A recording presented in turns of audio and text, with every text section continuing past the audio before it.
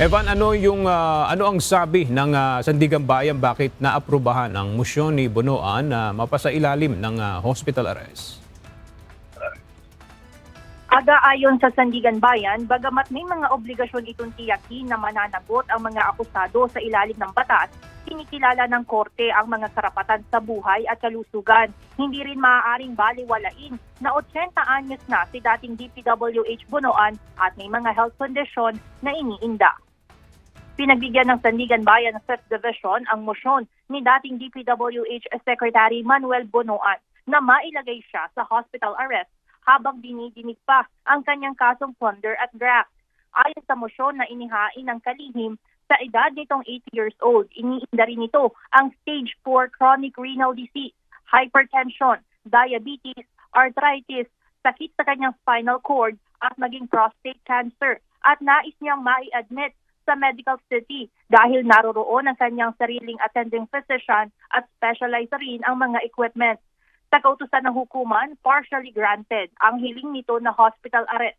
Ngunit sa PNP General Hospital sa Kamkrame, Quezon City at hindi sa nais nitong pribadong ospital sa Makati.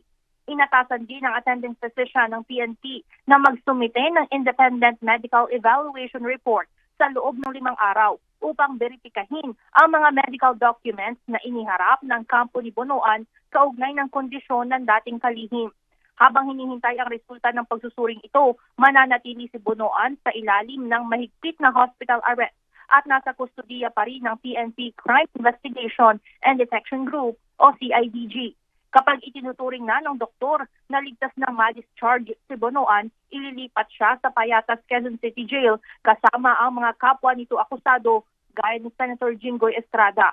Samantala, kung magkakaroon naman ng emergency at kailangan siyang ilipat sa ibang ospital o pasilidad, bukod sa PNP General Hospital, dapat itong ipagbigay alam sa hukuman sa loob ng 2 araw o 48 hours.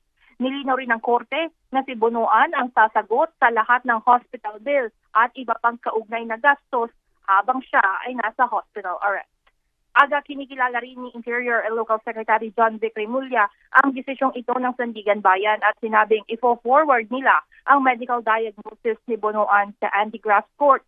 Tinatayang sa Lunes ay matatanggap na nila ang full report kung saan nakasaad na nagkaroon ang dating kalihim ng 2 medical procedures sa loob ng 1 linggo para sa kanyang heart attack.